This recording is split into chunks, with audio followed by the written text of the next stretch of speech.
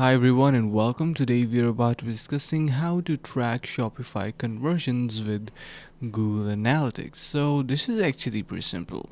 Now before we start, make sure you click the link below to get the best Shopify free trial and start your business with some exclusive bonuses. So what we need to do is first we need to head over to the left side of our screen, and from there we need to simply go to the sales channel basically, and in your online store we're going to be heading over to preferences just like that, and you can see we have Google Analytics straight away in here. All you need to do is simply set it up.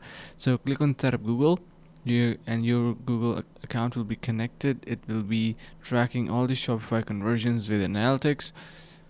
So pretty simple. Make sure to install that onto your app store admins panel. Just wait for a couple of seconds. It will be asking for permissions and all that.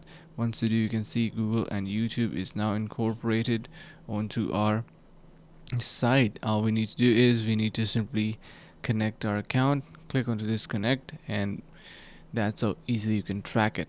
And hope this video was helpful. Finally, make sure to click the link in the description below to take advantage of our exclusive Shopify free trial to start your business right away.